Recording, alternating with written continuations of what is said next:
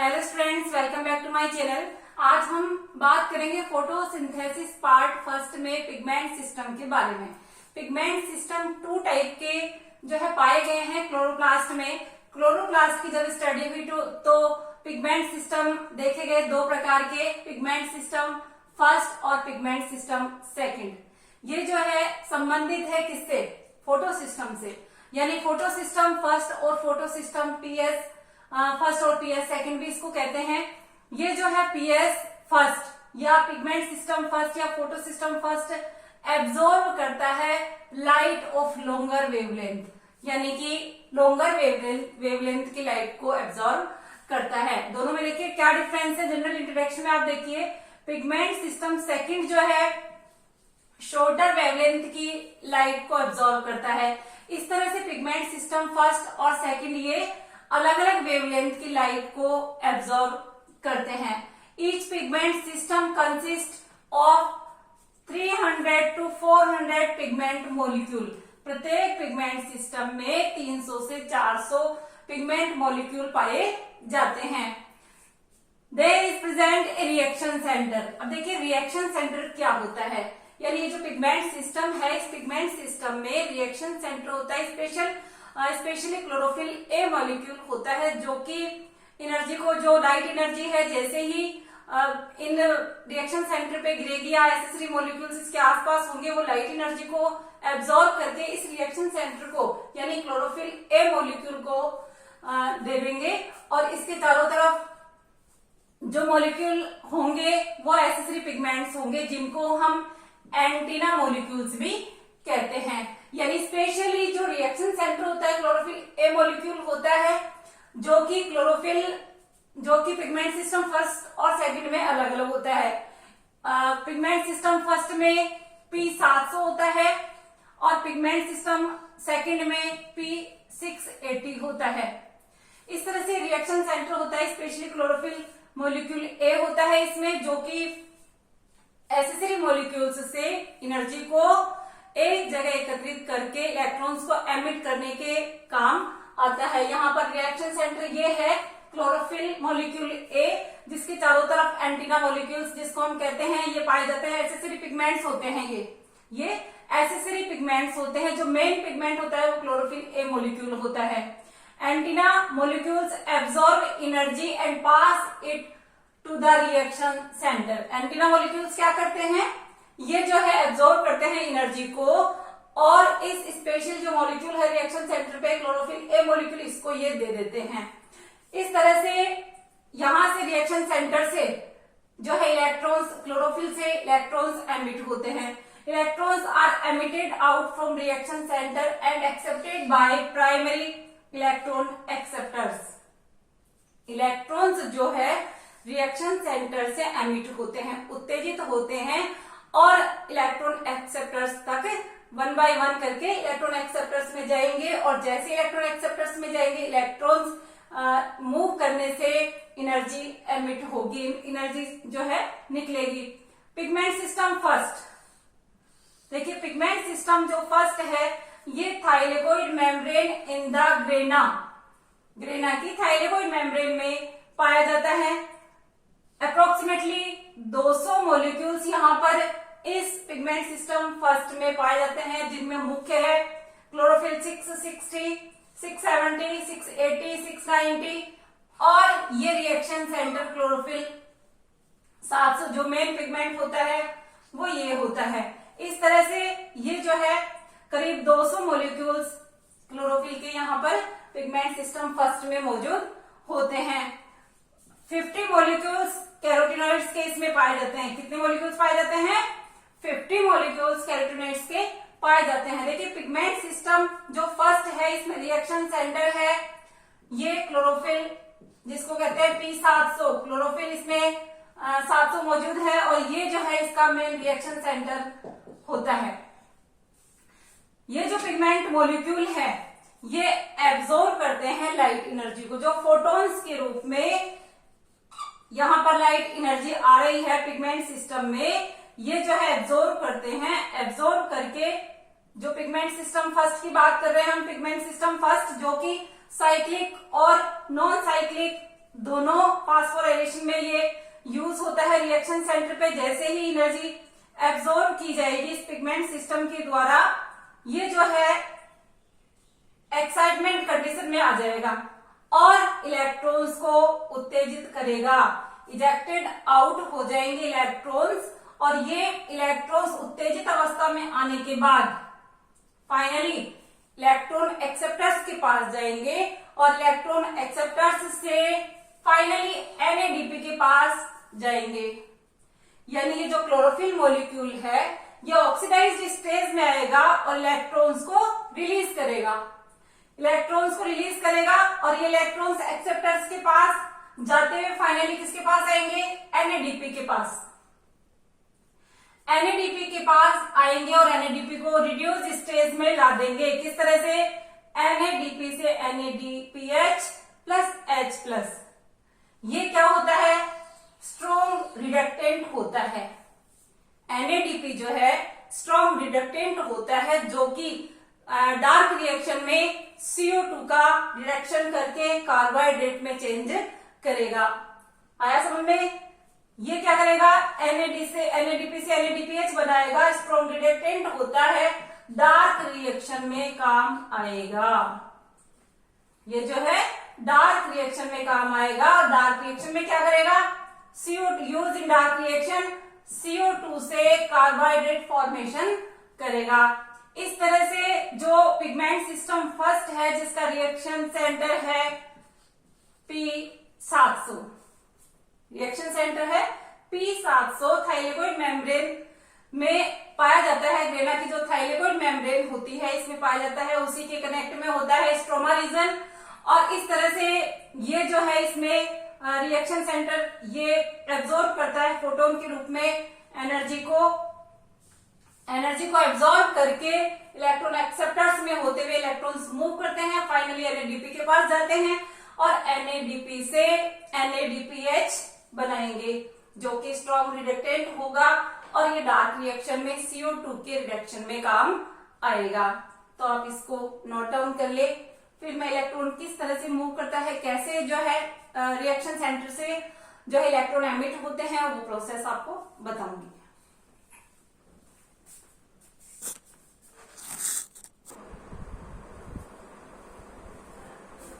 PS first की हम बात कर रहे थे, तो देखिए PS फर्स्ट का एक सरल तरीके से और इसको समझिए आप। PS फर्स्ट के अंदर जो स्पेशल मॉलिक्यूल होता है क्लोरोफिल का वो होता है P700। कौन सा होता है? P700। Reaction centre energy absorb करता है और इलेक्ट्रॉन्स इजेक्टेड आउट कंडीशन में आते हैं। P700 जो मॉलिक्यूल होता है वो गेट ऑक्सीडाइज्ड यानी ऑक्सीकृत अवस्था में आ जाते हैं क्लोरोफिल मॉलिक्यूल। ये क्लोरोफिल मॉलिक्यूल ऑक्सीडाइज अवस्था में आएंगे तो इलेक्ट्रॉन्स एमिट होंगे और इलेक्ट्रॉन एमिट होंगे तो क्या होगा? इलेक्ट्रॉन एक्सेप्टर्स में जाएंगे। किसमें जाएंगे? इलेक्ट्रॉन एक्सेप्टर्स में जाएंगे।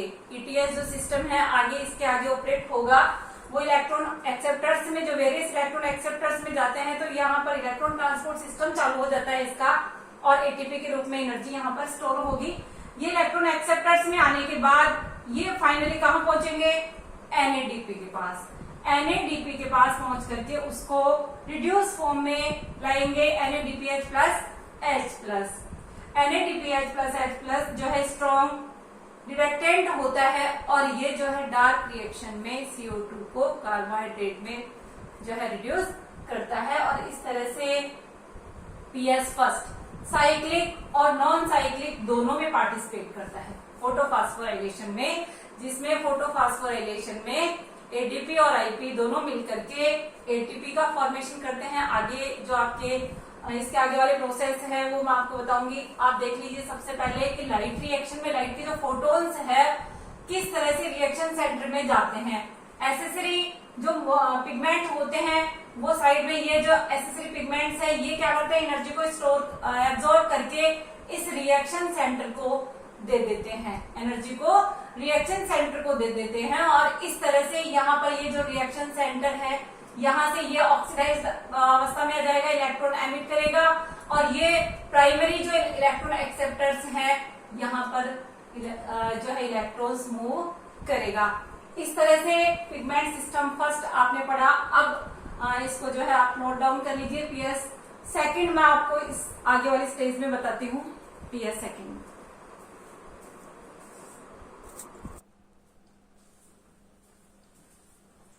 अब देखिए फोटो सिस्टम सेकंड या पीएस सेकंड, पिगमेंट सिस्टम, इसको हम फोटो सिस्टम भी कहेंगे, फोटो सिस्टम सेकंड। इसमें 200 मॉलिक्यूल्स ऑफ क्लोरोफिल के प्रेजेंट होते हैं, जिसमें मुख्य क्लोरोफिल 650, 660, 680 ये होता है reaction centre, reaction centre P680। इसके अलावा फाइकोबिलिन्स, कैरोटीनॉइड्स, क्लोरोफिल भी इसमें पाए जाते हैं, जो कि एसेसरी पिगमेंट्स, जैसा कि मैंने आपको बताया कि मेन पिगमेंट होता है, उसके अलावा एसेसरी पिगमेंट्स होते हैं जो एंटीना मॉलिक्यूल्स की तरह होते हैं, और ये एंटीना मॉलिक्यूल्स एनर्जी को एब्सॉर्ब करके जो स्पेशल मॉलिक्यूल होता है क्लोरोफिल का, उसको ये एनर्जी ट्रांसफर करते रहते हैं। यह जो है लैमेली ऑफ ग्रेना, यहां पर पाया जाता है पिगमेंट सिस्टम सेकंड, ग्रेना के लैमेली रीजन में ये प्रेजेंट होता है पीएस सेकंड। इसमें जो पीएस सेकंड है ये नॉन साइक्लिक फोटोफॉस्फोराइलेशन में पार्टिसिपेट करता है, जबकि पीएस फर्स्ट जो है ओनली पीएस फर्स्ट जो है साइक्लिक और नॉन साइक्लिक दोनों में पार्टिसिपेट करता है। PS second non cyclic photophosphorylation में पार्टिसिपेट करता है। रिएक्शन सेंटर कौन सा होता है? P60 होता है, जैसा कि मैंने बताया P680 होता है, सॉरी, रिएक्शन सेंटर होता है फोटो सिस्टम सेकंड में P680। इसमें जैसे ही इलेक्ट्रॉन लाइट के फोटोन्स जो है एब्जॉर्ब किए जाएंगे, यह ऑक्सीडाइज्ड अवस्था में आएगा और फियोफाइटिन के पास इलेक्ट्रॉन मूव करेंगे। किसके पास इलेक्ट्रॉन मूव करेंगे? इलेक्ट्रॉन एक्सेप्टर्स में इलेक्ट्रॉन जाएंगे। जैसे ही क्लोरोफिल ऑक्सीडाइज्ड स्टेज में आएगा, ये क्या करेगा? फियोफाइटिन को इलेक्ट्रॉन मूव करेगा। प्राइमरी से सेकेंडरी इलेक्ट्रॉन ग्राही जो होते हैं, इलेक्ट्रॉन एक्सेप्टर्स होते हैं, उसमें इलेक्ट्रॉन्स मूव करते हैं और ये जो है स्ट्रॉन्ग ऑक्सीडेंट के रूप में कार्य करेगा। जैसे ही क्लोरोफिल मॉलिक्यूल ऑक्सीडाइज्ड स्टेज में आएगा, इलेक्ट्रॉन एमिट होंगे, ये क्या करेगा? फोटोलिसिस कर देगा वाटर का, यानी जल का प्रकाशिक अपघटन कर देगा। फोटोलिसिस हो जाएगा वाटर का। फोटोलिसिस होते ही क्या होगा? जल से 2H प्लस 2 इलेक्ट्रॉन्स और ऑक्सीजन, ये जो बनेंगे 2H प्लस आयन बनेंगे, 2 इलेक्ट्रॉन्स मूव हो जाएंगे और ऑक्सीजन फ्री हो जाएगी। अब देखिए इन इलेक्ट्रॉन्स का यूज कहाँ होगा? इस पीएस सेकंड में ये जो इलेक्ट्रॉन्स निकले हैं, यहां पर जैसे इलेक्ट्रॉन यहां से एमिट हुए, यहां पर बन जाएगा होल। पीएस सेकंड में ये जो स्टेज है, इसकी यहां से इलेक्ट्रॉन्स निकल चुके हैं। अब ये इलेक्ट्रॉन्स जैसे ही जल का प्रकाशिक अपघटन होगा, ये electrons turn back to form ground stage में लाने के लिए पीएस सेकंड के पास वापस पहुंच जाएंगे, रिएक्शन सेंटर पे पहुंच जाएंगे, जिससे कि ये जो है इसके पास जो होल बन गया इलेक्ट्रॉन्स का, वो फिल हो जाएगा। इस तरह से ये इलेक्ट्रॉन्स वापस रिएक्शन सेंटर पे पहुंच गए हैं, क्योंकि यहाँ पर ये इलेक्ट्रॉन्स जैसे निकल गए यहाँ से आगे एमिट हुए हैं इलेक्ट्रॉन्स, उनको ये फिल करने के काम आएंगे। अब देखिए ये जो फियोफाइटिन के पास इलेक्ट्रॉन्स गए हैं, ये आगे इलेक्ट्रॉन एक्सेप्टर्स में कैसे जाएंगे? ये इलेक्ट्रॉन्स जो फियोफाइटिन के पास आए हैं, ये पास होंगे, पास थ्रू प्लास्टोक्विनोन में जाएंगे, साइटोक्रोम B6 के पास जाएंगे, साइटोक्रोम F के पास जाएंगे। इस तरह से साइटोक्रोम F के पास प्लास्टोक्विनोन में आते हुए साइटोक्रोम B6 में, साइटोक्रोम F में और प्लास्टोसाइनिन में चले जाएंगे। और प्लास्टोसाइनिन में जाने के बाद देखिए पीएस फर्स्ट में ये इलेक्ट्रॉन्स क्या काम करेंगे? पीएस फर्स्ट में जाके, पीएस फर्स्ट में जो इलेक्ट्रॉन्स एमिट हुए थे, ऑक्सीडाइज्ड स्टेज आई थी, उस ऑक्सीडाइज्ड स्टेज से इलेक्ट्रॉन्स मूव कर चुके थे, तो वहां पर होल बन गए इलेक्ट्रॉन्स का, उनको फिल करने के काम आएंगे। ये प्लास्टोसाइनिन में जाकर के क्या कर रहे हैं? पीएस फर्स्ट के पास आ गए, जो इलेक्ट्रॉन्स निकल चुके थे उनको फिल करने के लिए पीएस फर्स्ट में ये आ चुके हैं। इस तरह से प्लास्टोसाइनिन का क्या रोल हो गया? ये प्लास्टोसाइनिन एक कनेक्टिंग लिंक के रूप में काम करते हैं। प्लास्टोसाइनिन के पास जो इलेक्ट्रॉन्स आए हैं, ये प्लास्टोसाइनिन लास्ट में जो इलेक्ट्रॉन एक्सेप्टर का काम कर रहा है, ये कनेक्टिंग लिंक है। किस किस के बीच में कनेक्टिंग लिंक है? पीएस फर्स्ट और पीएस सेकंड, दोनों को जोड़ने का कार्य कौन कर रहा है? ये प्लास्टोसाइनिन ये काम कर रहा है। वापस से समझिए इसी रिएक्शन को, पीएस सेकंड को। क्या क्या है पीएस सेकंड में? 200 मॉलिक्यूल्स है क्लोरोफिल के, जिसमें 650, 660, 680, जिसमें मेन जो पिगमेंट है वो 680 रिएक्शन सेंटर के रूप में। क्लोरोफिल भी 50 जो मॉलिक्यूल्स है कैरोटेनॉइड्स के होते हैं, फाइकोबिलिन्स भी इसमें होते हैं। कहाँ लोकेटेड होता है? ग्रेना के लैमेली रीजन में ये लोकेटेड होता है। पार्टिसिपेट किसमें करता है? फोटोफास्फोराइलेशन के नॉन साइक्लिक फोटोफास्फोराइलेशन में पार्टिसिपेट करता है।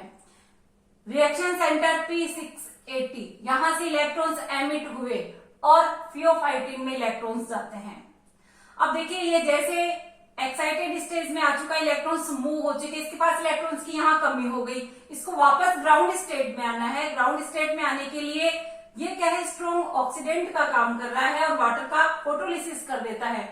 वाटर का फोटोलिसिस करेगा तो ये इलेक्ट्रॉन्स इसके पास निकल चुके हैं, और ये इलेक्ट्रॉन्स जो निकले हैं ये वापस इसी रिएक्शन सेंटर पे इसको ग्राउंड स्टेट में लाने के लिए उत्तेजित अवस्था से अपनी जो प्राइमरी स्टेज है उसमें लाने के लिए ये इलेक्ट्रॉन्स वापस से मूव कर जाएंगे। इस तरह से फोटोलिसिस हुआ, इलेक्ट्रॉन्स निकले और वापस turn back to reaction centre.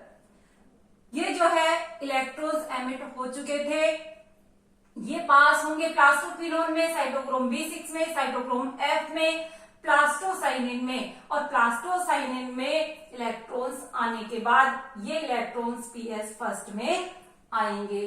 PS first में क्यों आएंगे? पीएस फर्स्ट में इलेक्ट्रॉन्स एमिट हुए थे, उत्तेजित अवस्था में आने के बाद इलेक्ट्रॉन्स निकल चुके थे, वहां इलेक्ट्रॉन्स की जो कमी थी उनको पूरा किया किसने? प्लास्टोसाइनिन ने।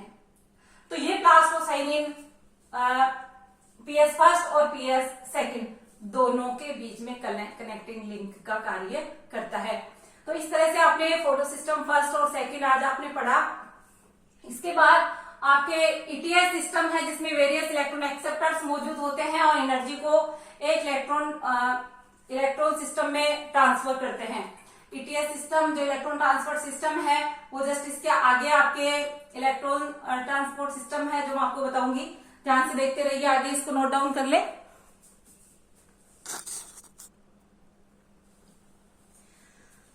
अब देखिए इलेक्ट्रॉन ट्रांसपोर्ट सिस्टम, यानी कि जो पिगमेंट सिस्टम फर्स्ट और सेकंड से जो इलेक्ट्रॉन्स मूव कर रहे हैं वो इलेक्ट्रॉन ट्रांसपोर्ट सिस्टम से आगे जाएंगे। Electron primary electron acceptors electrons को ले लेते हैं और फिर इलेक्ट्रॉन्स को आगे ट्रांसफर करते हैं। तो ये इस कंडीशन में जो इलेक्ट्रॉन्स ट्रेवल करते हैं, इस ट्रेवल करने में क्या होता है?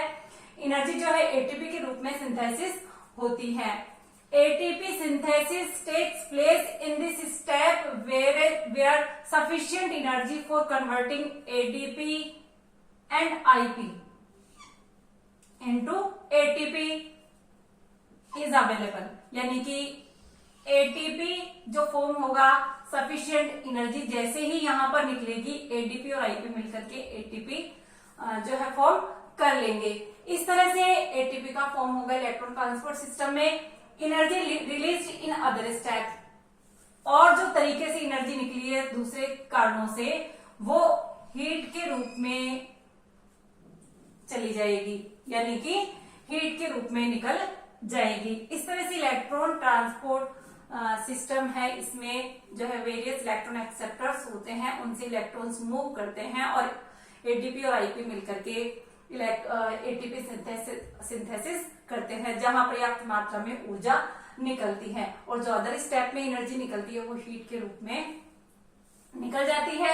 इसके बाद आगे वाला प्रोसेस है फोटोफास्फोराइलेशन। आगे वाला प्रोसेस है फोटोफास्फोराइलेशन, यानी प्रकाश के रूप जो है प्रकाश की उपस्थिति में फास्फोराइलेशन की प्रोसेस। किसने बताया था? आर्नोन और साथियों ने 1954 में ये जो है इसके स्टेप के बारे में बताया था। 1954 में आर्नोन और साथियों में। इसमें 2 स्टेप्स है फोटोफॉस्फोराइलेशन में। 2 स्टेप में कौन कौन से हैं? साइक्लिक और non cyclic photophosphorylation. Cyclic photophosphorylation में केवल P700 यानी कि P700 का यूज होता है। फोटो सिस्टम फर्स्ट इसमें काम आता है। नॉन साइक्लिक फोटोफॉस्फोराइलेशन में P680 का यूज होता है और इसमें फर्स्ट और PS सेकंड दोनों इन्वॉल्व होते हैं। इसमें साइक्लिक प्रोसेस में क्या होता है? इलेक्ट्रॉन P700 से रिलीज होते हैं और वापस P700 तक पहुंच जाते हैं। और इस कंडीशन में नॉन साइक्लिक में जो है दोनों का यहाँ पर इलेक्ट्रॉन्स ट्रांसफर का सिस्टम चलता है और PS फर्स्ट और सेकंड दोनों ही इसमें काम आते हैं। इस तरह से आज आपने पिगमेंट सिस्टम फर्स्ट और सेकंड पढ़ा। चैनल को सब्सक्राइब नहीं किया है तो गाइस चैनल को सब्सक्राइब कर दे। Thanks for watching.